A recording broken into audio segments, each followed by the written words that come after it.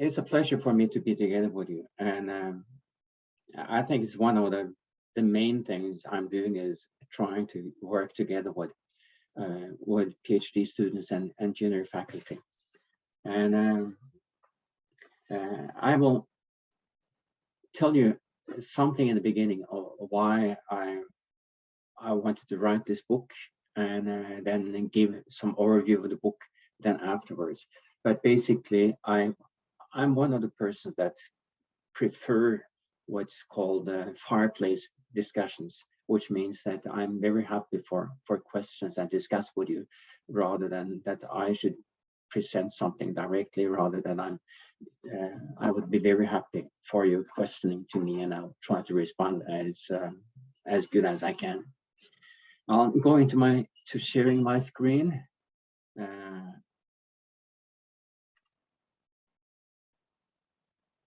Do you see it now? Perfect. And I think the best way of asking me a question is by putting on the chat box and then being able to see them and address them directly to me. And then we may get into some discussions directly on the way, but it's I think it's the fairest way of doing it that way. The title of the book is Resolving the Crisis in Research by Changing the Game. And it has a subtitle, An Ecosystem and a Sharing Philosophy. And then basically it's this sharing philosophy that is in the core of my contribution and what's really on my heart. Some of you may know the front cover picture that I have here. And let me see how I was able to go to the next picture there now. Then you see the next picture, then it should be working. This is from Pantheon in Rome. And it's in I used to have sit in front of Pantheon. That used to be my office. Actually, it was a restaurant called Ritorno al Passato, go to the past, or return to the past, where it was possible to reflect and go back. And as I was saying, it was my office for several years. Yes, actually, close to 12 years. I was there more or less once a month, being there. So my colleagues, students, and people in general knew that this was the place to find me. I didn't stay there all the time, definitely, but I was that often in Rome, and that was the meeting place. Why did I write this book? Well, I think it started with an ERC, European Research Council, Advanced Research Grant application I was making some years ago. I didn't get that money, but then I was stimulated to develop this sharing philosophy. It was I was working together with some of my friends and colleagues, and they were identifying a certain way of behavior, and they suggested that I should put them together in a sharing philosophy. This kind of behavior and way of working and thinking is something that's been developed through different workshops. The Nordic workshop, the workshops I had in Wittenherdecke in Germany, and some of the Women on Board workshops that they've had for many years. I think my late career experiences at the University of Wittenherdecke in Germany, I was there 5 years, 2017, made me reflect in a different way. And I had the possibilities there also to invite students, invite people that wanted to be together with me and each other to regular workshops. And one type of this workshop was the research, publication, and the international academic community. So what I, to a large degree, will try to share with you is reflections about this international academic community also. So this is an input to understanding more of the international academic community. hopefully seen from a constructive but critical way. I was president of EURAM, and one of the things that I was pushing for and was able to formulate that EURAM should be a community of engaged management scholars. So the engaged scholarship is a core issue in my work, and also what I'm believing in and what I wanted for EURAM. My background in EURAM started through the academia management in USA.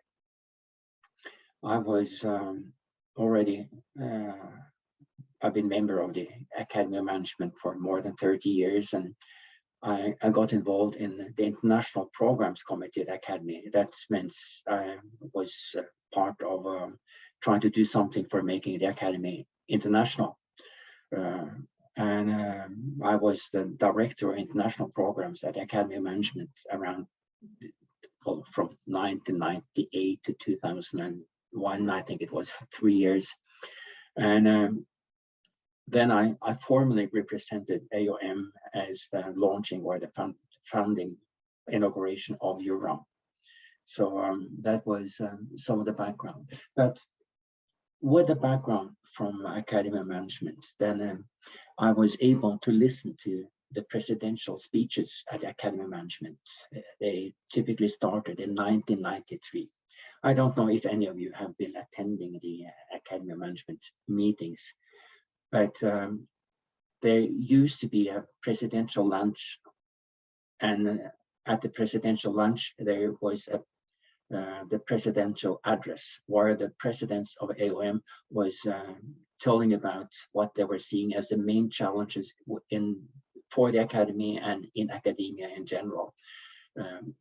Well, the format of the conference has been changing, but still the presidential addresses are there, where the presidents are reflecting on what has been happening, what they have been doing, or what they should have been doing, and even more, it's very much on what they should have been doing. And as I've been listening to them for 25 years, then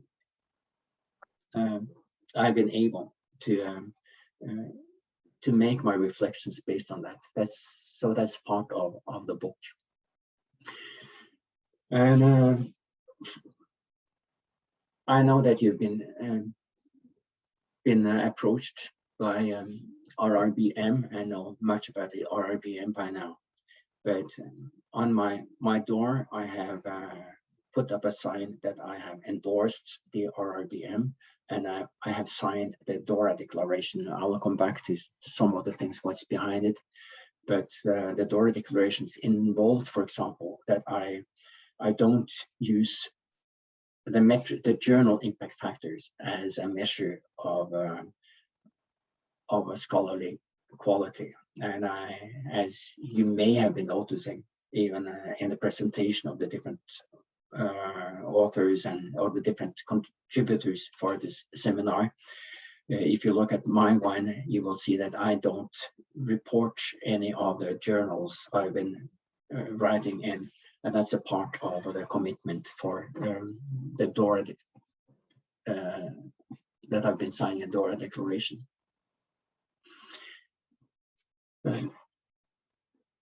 I've been working much with PhD students at different levels, and I've been facing an institutional reality, personally and internationally, showing some of the challenges in academia and how things have been developing.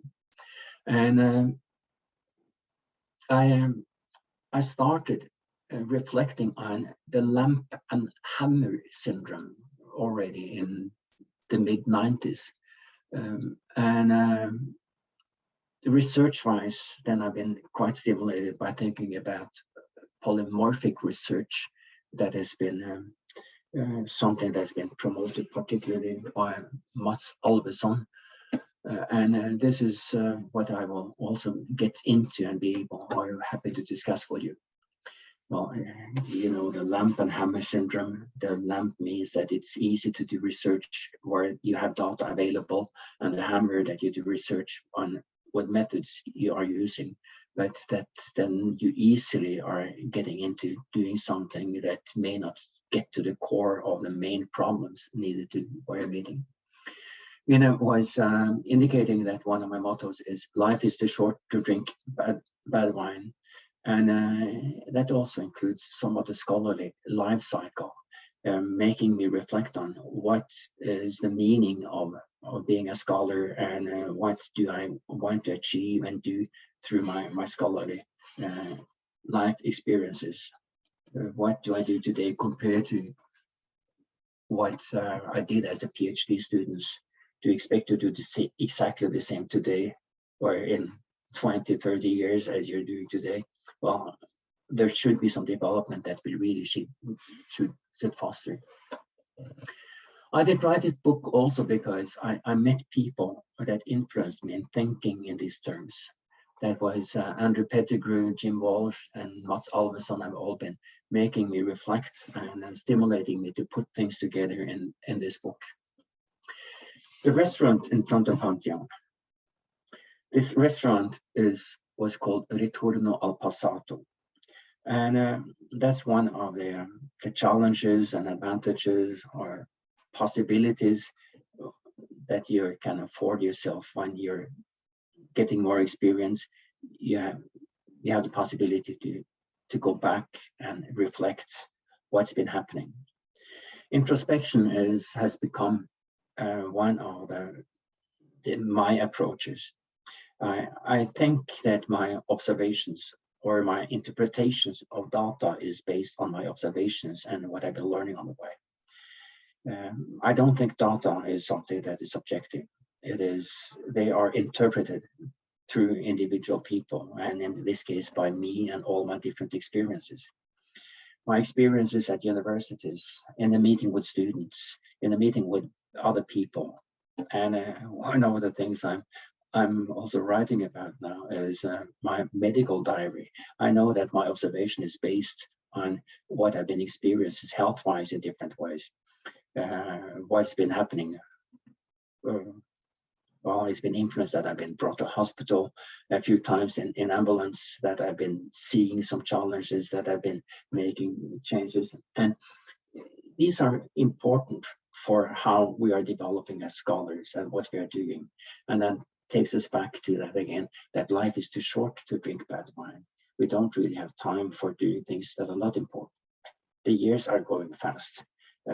You have different backgrounds, but I really challenge you to think about what is really important for you and that to do it. And finally, even though I think whenever I've been writing a book that I will never do it again, I'm a book author.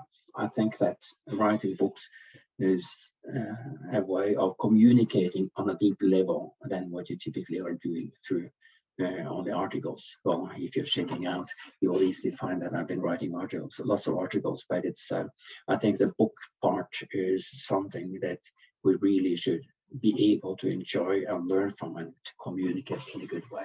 So these are some of the background for the book. And well, here is some of my recent books. And as indicated, it's I'm working much with boards and value creation in different ways, but also on gender issues. I've been already into the comment on Ritorno al Passato and about life is too short to drink bad wine. Well, it's not only that life is too short not to do things that is important, but also to life is too short not or it's too short to just be together with people that are taking energy. You should be together with people that are giving you energy and are stimulating you, and that you should have this kind of stimulating environment behind you. Another value is that of mentoring champions for change. I think that the kind of work I'm doing mostly now is that on mentoring. And mentoring is different from sponsoring. Mentoring is working with the heart of people and their motivation and develop what's really the individual are believing in. And I'm trying to spend, and that's what also this book is about, people that really are wanting to achieve something, that are standing up and wanting to make a change. So I'm still working active on that. Well, these days it's been lots of Zoom meetings continually. I've even had different contexts this morning with people I've been mentoring. So it's that we're mentoring champions for change. And then we're getting into the sharing philosophy, which is I'm putting it to 3 parts. It's a communal approach, open approach, and impact-driven approach. So this is what we're talking about. Here is again in front of Pantheon, Ritorno Passato restaurant, where my colleagues and students are coming and we're discussing. And typically from in Rome and different places, we've been walking and talking around in Rome, but also other places. And the main contributions of the book. I definitely, as in the case or in the situation with you now, it's a way of introducing PhD students and junior faculty into the international academic community. It's also presenting the discussion about the crisis in research in an ecosystem framework and show the importance of synchronized actions. The third is to present this sharing philosophy of doing research. And fourth, that we should appreciate diversity and variations in intellectual traditions among scholarly associations. Some of the challenges I'm seeing when I'm working to a large degree from the US background, and I really have been appreciating that I've been close to EURAM and Europe and people across the globe, seeing how they're thinking and reflecting, and things are so different.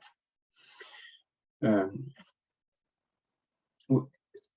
we're meeting people with different backgrounds that really may stimulate us in our thinking. One of the things I typically are doing, when I'm meeting students, teaching students, and also other people and practitioners in different ways, I'm often presenting a 4x4 square matrix and ask the people being there how many squares they're seeing. Immediately they will respond 16, and so when you're putting them together from 16 going to 17, 20, 21, and up to 30. And in my case, then I'm telling them that everything is right, because I typically ask them how many squares do they see.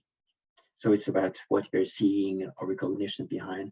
And I know that I got to learn a lot more by including seeing things from, well, I got some students from India and from the Arab Middle East, and they took me into their reality, their societies, and helped me see things from a different perspective. So I went from using this two-dimensional background and trying to get into more dimension in it. And as I already indicated, we need to include the history, the reflections, and the whole person in our understanding and what we're doing. So when we are opening up for more dimensions, the whole body, the whole person behind it, then suddenly we are seeing so many new and additional things that are important. The final thing that or the fifth point I'm presenting here is showing the need for institutional and individual champions, role models, and benchmarks. And I believe in that that each of us, each of you, can make a change. There's a need for each of you to also to contribute to make this kind of change, to do something for each other, to do something for the larger society and also for academia. And even though we are just can think that it's hard to be able to do something individually, that's it is. We can do something, can stand up. I'm often referring to the Roman, I think it was a senator, Cato, that continually was standing up and said that Carthago needs to be burned. And finally it was burned, but he was always fighting for something, championing, trying to do something that is important. The book has 2 parts. Mina, do you have some questions that you think I should try to respond to now? I see there are 6. I have unmuted myself. Sorry, Martin. No, we don't have any questions yet. I was just trying to kind of like highlight some of the key points that you are putting in the chat. So okay, you're the one writing in the chat. I was the one who was writing, listening, and everything. So, but if you have any questions, I will. Yes, I will ask you. I will raise the questions. Perfect. So much. But this is the background for the book and also what the book is about.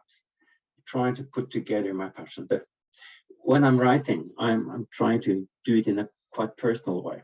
As I was indicating, it's about introspections where I'm getting back to my own interpretations and understanding of the reality. So when I'm taking with me my experiences from EURAM, what experience from AOM, from meeting people, students at different levels, and also businesses. So I try to do it in a personal way. Well, actually, I really want you also to believe in what you're doing and also to have a passion for what you're doing, not only for getting an A publication, but even more that this is something you're believing in. You want to be a part of doing something for the larger society and for each other. So that's the core background of the book. Well, the book has 2 parts. It starts with a presentation of the crisis that has been presented. I'm not the one that is introducing the crisis in itself. There are so many that have been presenting it. You're finding from so many different sources. So that's not the focus of the book to present the crisis. But I'm going through some of the things that are identifying some of the challenges. Questions about where the academia is going and that of living with the pop culture, published or perish culture is the 2nd chapter. And then I'm presenting just presidential speeches at the Academy of Management, reflecting about European Academy of Management. And then I'm putting all these things together in an ecosystem and show some of the initiatives for changing the ecosystem equilibrium. The ecosystem equilibrium today is within a pop culture, publish or perish culture, which may be far away from what I see as true scholarship. So we need to change this ecosystem equilibrium from this pop culture to true scholarship.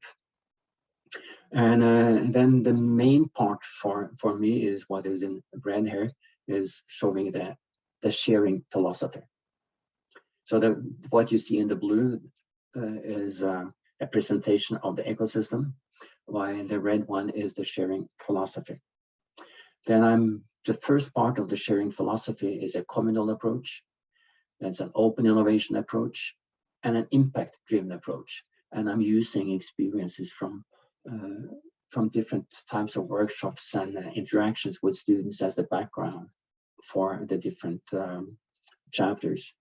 And then I'm summarizing in this new ecosystem equilibrium and the sharing philosophy, changing the game.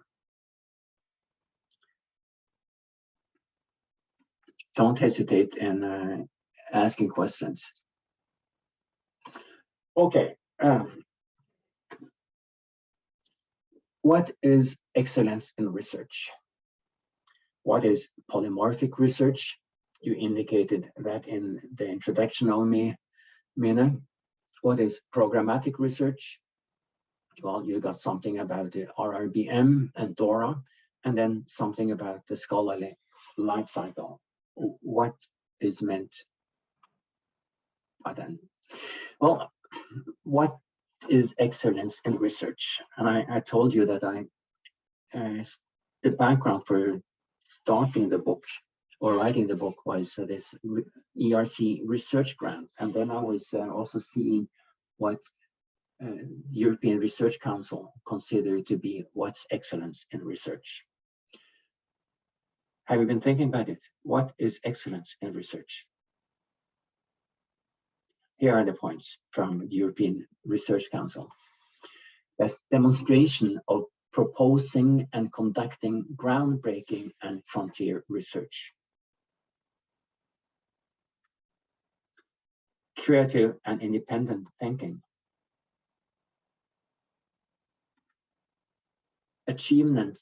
Achievements beyond the state of the art.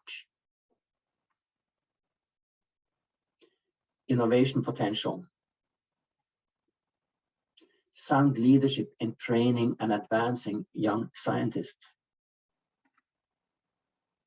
Second and third order impact.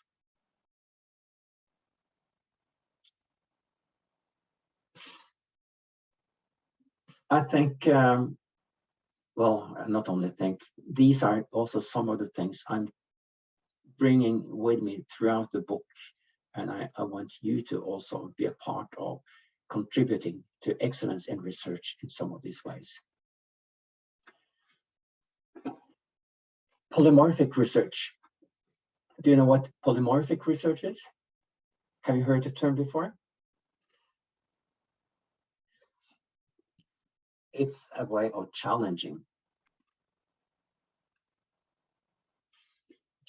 what we're doing. It's about challenging assumptions. In some way, you could say this kind of swearing in the church that we're daring to do things that nobody else are daring to do. It is about challenging methods. That we are using methods that may be dangerous and people don't really find acceptable necessarily.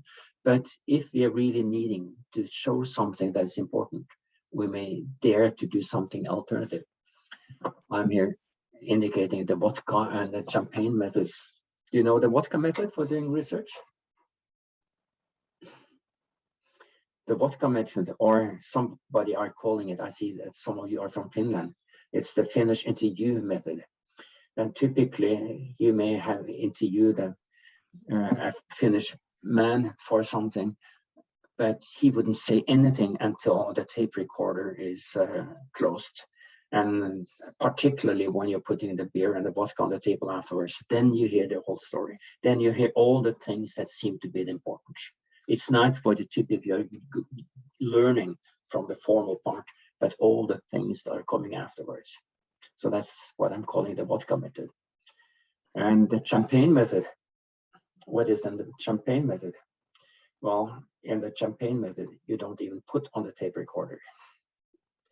You know beforehand that you're learning the most by being together with people and by observing and doing things together and enjoying and together and to learn. I may return to something about the champagne methods afterwards. Challenging interpretations. Then I'm getting into the introspection where I typically interpret my data based on my own experiences. It's not only reflections or meditations, but it has something in line with reflections and meditations, but you're trying to use it directly in trying to understand what's happening now and also how this can be important for the future. Morten, we have a question, if I may. Yes, please. From the previous slide, but it's really nicely linking to what you have been just telling us about the impact. The question is if we could elaborate on the second and third order impact and how it can be achieved. Elaborate on the impact.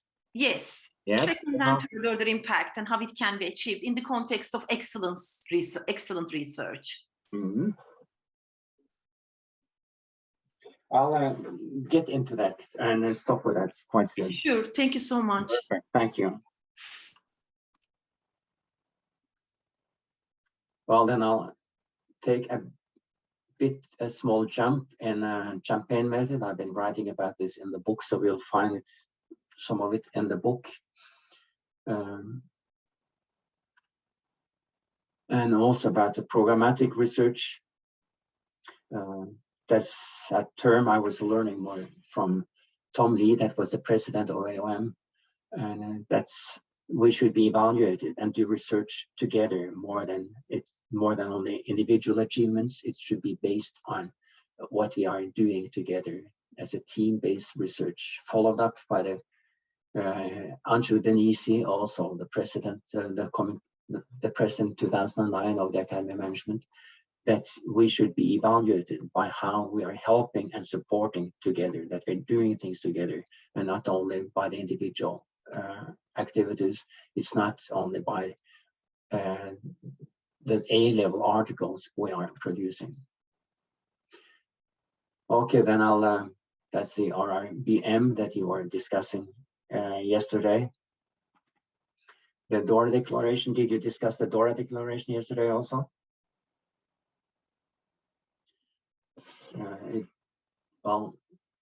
The DORA is highlighting the problems arising because of the focus on journal methods. And DORA is showing direction all stakeholders might take that are involved in evaluating academic research and scholarship. And typically you wouldn't use journal impact factor, neither for your own evaluation or that others should evaluate it in that way, nor for the universities should use things like this.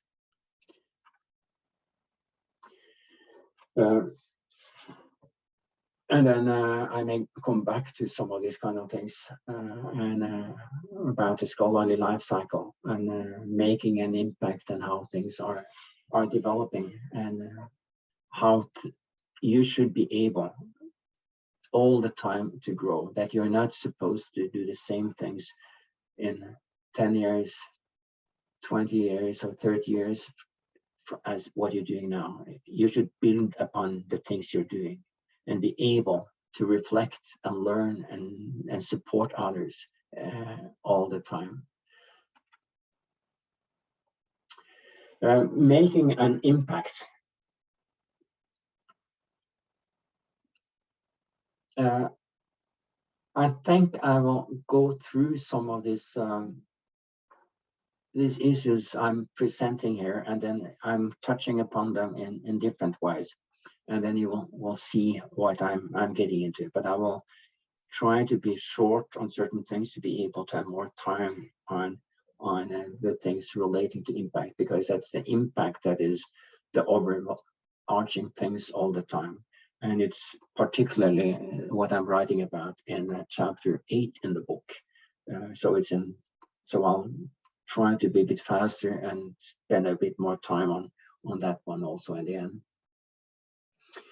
There are some of the aspects of changing the game in the different chapters of the book. The importance of returning to meaning, making the academy more meaningful.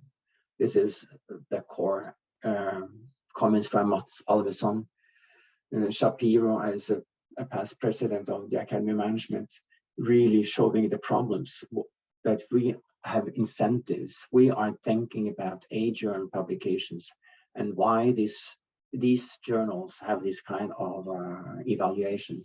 Well, as we are coming from different parts of the world and coming from different countries in Europe, we know that there are different lists in the different countries. So it's not one list of A journals or the journals we're supposed to publish in, but they vary depending on which country we are in.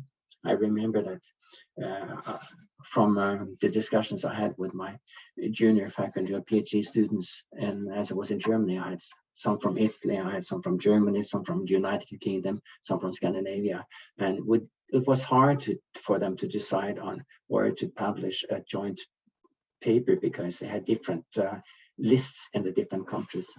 But anyway, here's the scholarly ecosystem, and when making an impact, it goes through all of them.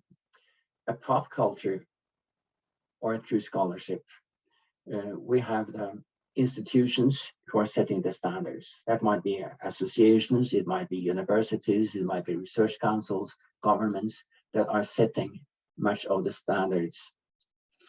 Then we have the message. What do we communicate? What do we want to tell? What are we doing? What do we research? Who do we research for? Which are our audience? How or which channels? How do we disseminate our knowledge? And then finally, what's characterizing us as a community? As I indicated, this is the core of this is the second part of the book, while the first part of the book is more on that one. And I'll go into this more into the second part. Here are some of the previous presidents at the EURAM showing the needs for alternatives and criticizing the present pop culture.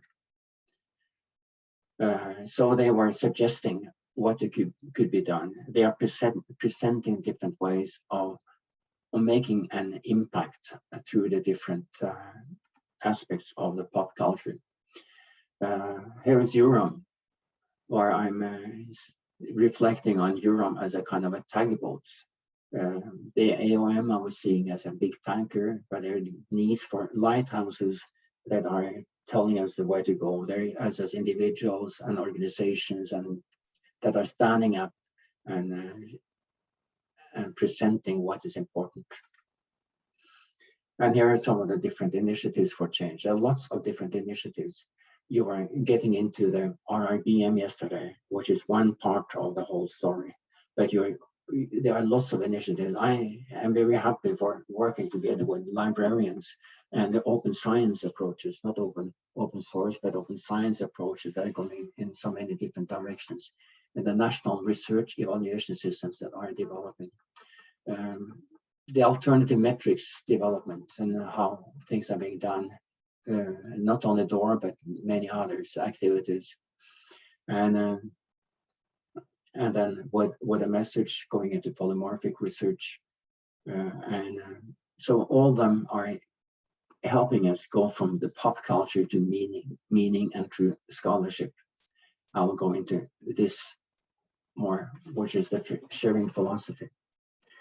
Where the making of impact, that's one important part, is that of creating a communal approach, caring for each other. The community, the research community. Then in chapter 7, it's understanding or this open innovation, where you're openly sharing and giving to each other. And we know that's also the main way of learning, by sharing with each other and not hiding it for ourselves. But it's also holistic, where we're integrating head, heart, and hands, where I typically really focus on starting with the heart, and then from the heart go to head and hands. And then the impact driven, and that of being involved, doing things not only for society or other actors, but also with them in different ways.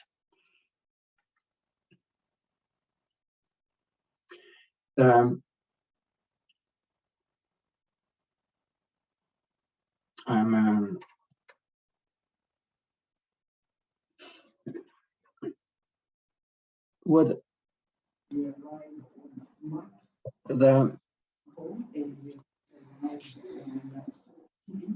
is there somebody asking me a question now, or is it there was something in the background? No, there isn't a question yet. No. I'm following the chat. Okay. Yes.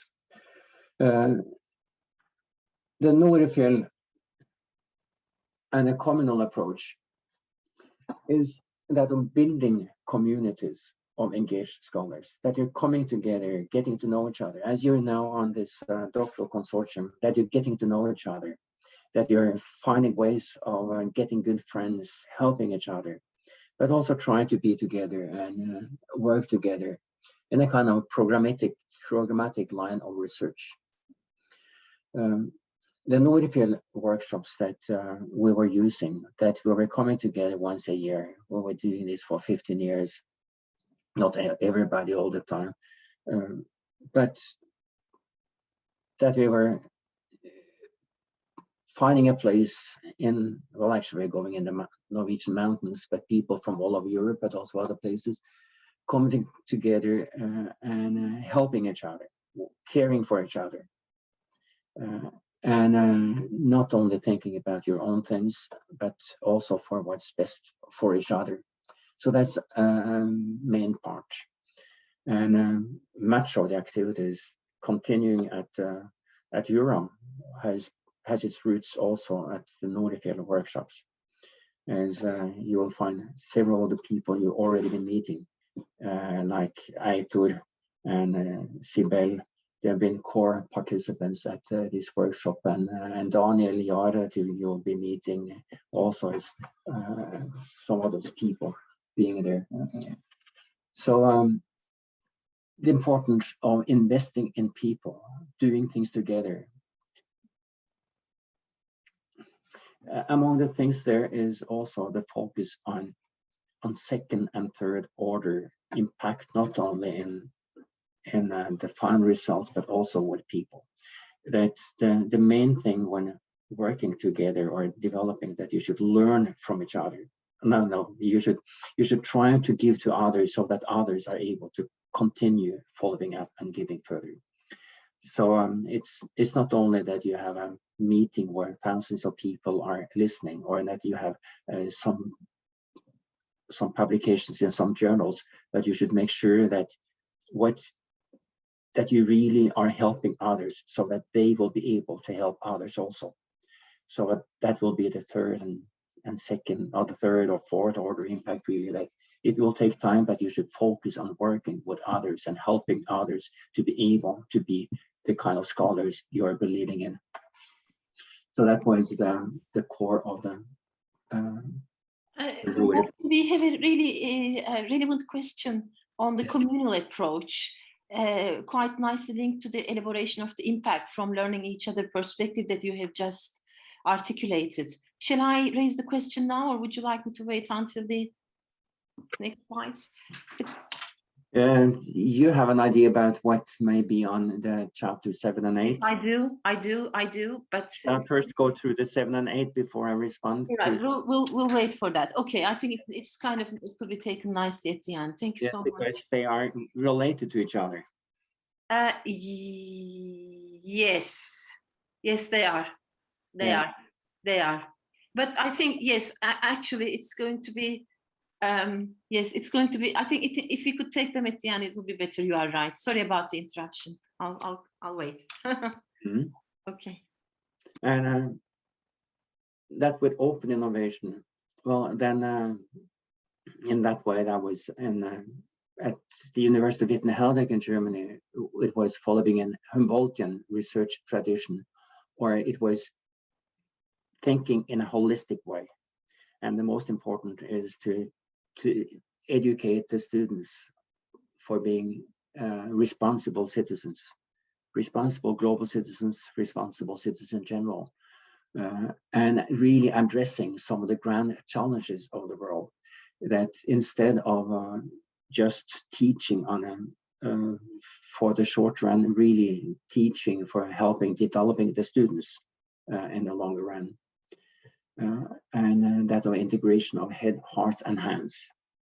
That of meeting the heart first is a core issue I really would like you to think about.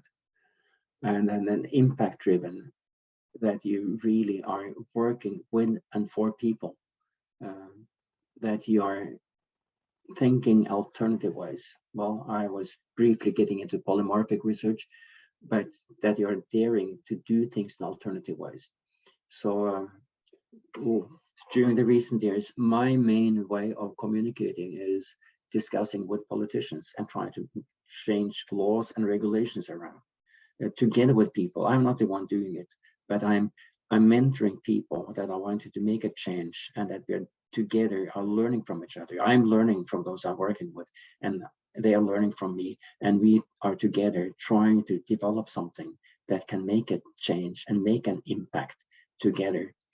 But my work is typically the one asking questions and learning and contributing with the kind of knowledge I have, while those I'm together with are more directly involved and wanting to do something, which in my case has been leading me to make presentations in several parliaments around Europe, and also here's some other European parliament approaches getting in. Mina, getting back now. Thank you so much, Martin. Fascinating, fascinating. Every time I listen to you, I get really kind of intrigued by many of the ideas that you are telling us, which is so encompassing, so critically important. We have questions. Anna's question, and then we have a couple of other questions about communal approach. Would you like me to present them to you one by one? Yes. Okay. I'll start with Anais' question. Anais is asking, what is the role of journals in this change of the culture and publish and perish culture? And another institution, what is the role of the universities? Why do they have to concretely work together to publish or perish? When we see this ecosystem, they are linked to each other, and it's difficult to get to do something with one thing. Well, with journals, there are different contributions from journals. One thing is they're disseminating research, another way is also the way of making sure that the research is of good rigor. But they are one of several ways of disseminating research, and I don't think they're the only way. I think it's the seminars like this one that you have is important, that you're coming together in workshops, discussing and sharing, doing these programmatic things together. That's not only about one journal, that you're together can contribute in different ways. I see the importance of journals. I've been learning a lot from publishing in journals also, and they are presenting the work we're doing to a large audience typically, and then people can notice it. But there are different ways of noticing and seeing how things are. One of my first observations with journals was I had a paper that I thought should go into a very top journal, and it was a journal where we had the really big persons publishing there. I regret that I was going for that, because this journal was not read by my audience. It was read by a few academics, and typically journals are mostly for ourselves to get there, and some are getting incentives for doing it. I should, in that paper I was referring to, rather than going for a journal where I knew that I was reaching my target audience that would read it, and I could try to do something for them, and not only have them have it presented a certain place. So in journals, I really suggest that you should try to think about, what do you want to achieve? How do you want to contribute in some way, and how you can meet your target audience? When getting into universities, they are also in the system, and well, we're seeing the development of the digital world. but we're seeing a fast development of many universities that now are getting into a kind of machine bureaucracy, while we typically should have universities that are trusting the education you have as PhD students, that you should have internal values that you should guide you and lead you in what you're doing, and not that you're just you're installing middle managers that are deciding on the key performance indicators that you will have. But they are following the system often in both in national and international communities of what is important. We have, and that's among the things that are considered to be difficult. But we're seeing these new national research evaluation systems that are criticizing some of these kind of standards, and we are seeing developments. So these are among the things coming in. I know many university leaders are strictly against the system they're living in. We see the leaders of this big research association in a similar way. I would like to push them to stand up for what they're believing in, and give them also a possibility to be some of the champions and lighthouses being there. But we have been going in a I'm not happy with during the recent years. Thank you so much, Morten. Thank you very much for this really great answer. Anna is asking, building on that question, is asking, as early career researchers, how do we balance the expectations of impactful research and pressure to publish to build a career? Well, I easily can see the need for getting a position that most of you are needing to publish in certain journals to get a job. But at the same time, try to do things you're believing in. Also, try to also balance some other things. You should try to follow your heart. You should try to be able to survive in academia, and then you wouldn't really survive unless you really are able to do things you are finding meaningful. And with respect to contributions, well, getting to some of the top journals, you will, in a short run, be accepted. But in the longer run, you may rather think it's more important that people are seeing and reading and using what you're doing. And that's only happening when you're doing what you're believing in. And so find a proper balance. You may need to go for certain journals to get there immediately, but don't forget to do things you're believing in, and that's important. And I think that you will can see graphs of impact, maybe in immediately with the publications in top journals. Then you will get a fast race in acceptance and recognition. But if you're really working on things you're believing in the longer run, this graph or this will escalate more and pass some of these immediate publications recognition graphs. That's great. Thank you so much, Morten. Donia is making a comment and asking a question. I will read the whole comment. Thank you very much for your interesting and inspirational presentation. Thanks for sharing us with elements from your inspiring and meaningful scholarly life and experience. I suppose with such approach to research, you would get resistance from not so like-minded colleagues and strict rule adoring institutions. How would you respond to their critique? Thanks. I didn't quite hear what you were saying now. The last part is that with this meaningful approach to research and impactful and meaningful approach to research, sometimes you might get resistance from not like-minded colleagues and strict rule adoring institutions, the institutional structures. So the question in my understanding is that how do you balance these critiques? How do you respond to these sometimes individual, not so like-minded colleagues' response and sometimes institutional constraints? Well, I'm like Cato. I'm standing up and saying that Carthago needs to be burned or destroyed. And I know that I find that the majority of scholars, at least when getting some experience, they're seeing the challenge and problems, but they don't know how to do it. There are people that, and particularly those that are the most successful in getting published or have been learning the tricks of the trade to get published.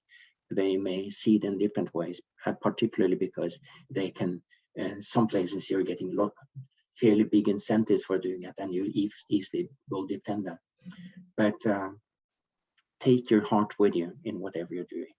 You may need to learn the tricks of the trade, but at the same time, include your heart in what you're doing. Great, thank you so much. One more question, Morten. Sarah is asking, do you recommend to work with other PhDs so that the early career researchers are not overexploited by their professors and main scholars? I'd like to focus on the positive side, which is working with other PhDs. Yes, definitely. You may have your professors, you may have your mentors around, but find other PhD students that you enjoy working with. Develop the relationship. Personally, I don't want to write, well, that might be a negative, but I don't want to write with my PhD students today because they should develop that individually. Well, I don't write with other scholars either, as per today, but work with each other and learn from them. Senior professors shouldn't need to have these kind of publications. They should be happy by seeing you develop and working and developing something. Focus on working together. Learn from each other, learn from the professors or those that are more senior, but typically it's you that should develop and working together, enjoying that. I think that's a fantastic closing remark to our session, Morten. I'd like to ask once again to our colleagues if they have any more questions and comments. But I have truly immensely benefited from this talk, and there are a lot of takeaways for us to think about, to reflect on our own practice and how we want to move on in our academic practice, in our professional lives, because I think the past 18 months with the COVID situation and everything has also made us more reflexive people and more reflexive scholars. It's timely that we make these reflections, and it's timely for all of you, all of us, to think about really how we want to experience, how we want to live life. And I'd like to go back to the wonderful motto that Morten has introduced to us: life is too short to drink bad wine. So let's just think about it. Thank you. Thank you, Morten. Thanks for letting me be with you. Thank you so much. Thank you. Good to have you. See you later. See you all, everyone, later. Bye-bye.